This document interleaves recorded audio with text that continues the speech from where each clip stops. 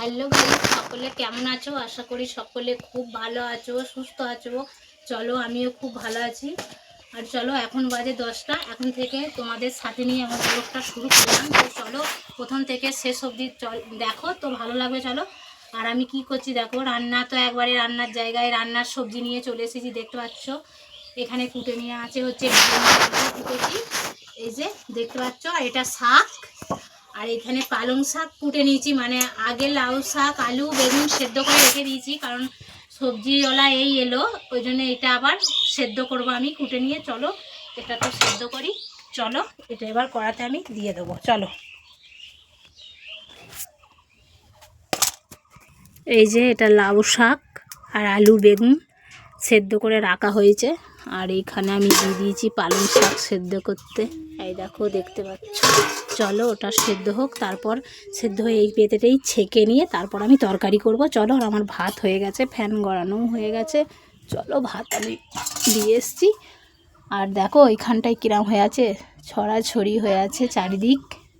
তো চলো, আমি মশলা বেটে নেবো এই শাকের জন্য।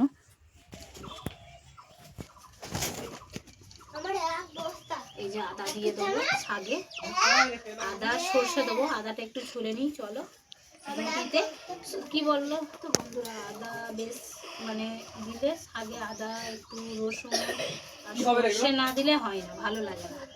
তো চলো দিয়ে দিই।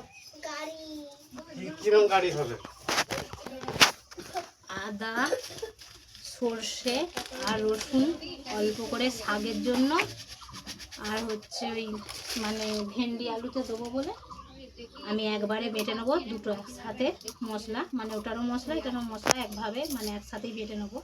তো চলো, আমি বেটে নিই। অল্প করে রসুন দিয়ে দিই।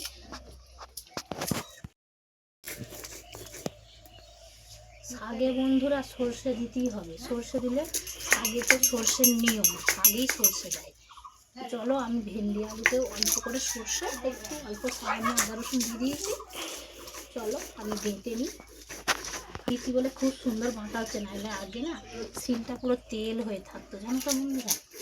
আর আজকেও রোদ দিয়েছে, প্রচুর প্রচুর রোদ দিয়েছে, জানো, এত রোদ দিয়েছে যে কি বলবো। আর সকালে উঠে সমস্ত কাজ কর্ম করেই মানে চাটা খেয়েই আর রান্না বসানো হয়েছে। চলো দেখুন, মেয়েদের জানো তো বন্ধুরা কাজের শেষ নেই। সকাল থেকে উঠে মানে করেই যাও করেই যাও, কাজের শেষ নেই। মেয়ে হয়ে পৃথিবীতে এলেই কাজের গাদা তাদের, কাজের শেষ নেই। আর মেয়েরা এমন কিছু পারে না, জানো বন্ধুরা। চলো, মশলা বলে একটু বেশি লাগছে মশলাটা, দুটোতেই দেবো।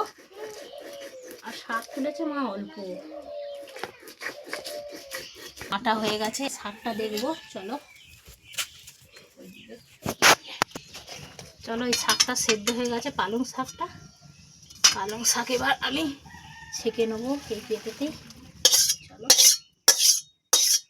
জানো বন্ধুরা, পালং শাকের সাথে লাউ শাক খুব সুন্দর তরকারি হয়, আর খুব সুন্দরও খেতে লাগে, জানো তো।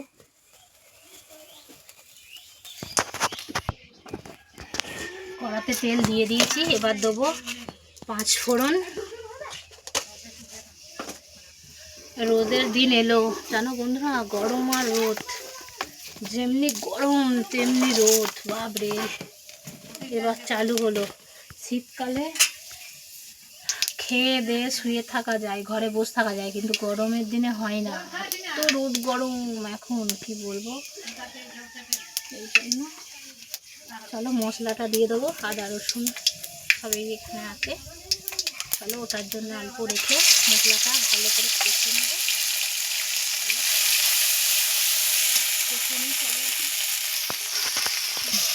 মরা তেল ছেড়ে দিয়েছে, এবার আমি শাকটা দিয়ে আর ভালো করে আরেকটু কষে নিয়ে আর জল দিয়ে দেবো। চলো, ভালো করে কষিয়ে নেবো, এমনি ভাজা দিয়ে জল দেবো। চলো, উনুনটাও ভালোই জ্বলছে, আস্তে আস্তে ভালো করে কষিয়ে নেওয়া হয়ে গেছে। এবার আমি জল দিয়ে দেবো, এই যে জল। চলো,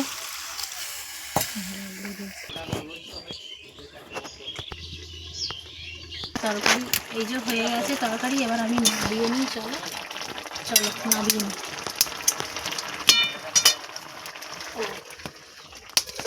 দিলাম,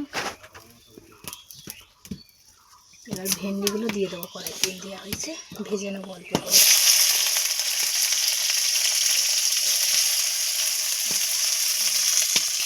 লবণ দিয়ে দিলাম অল্প, এবার ওটা নিয়ে নেবো, একটু ভেজে নেবো, দিয়ে নামিয়ে দেবো।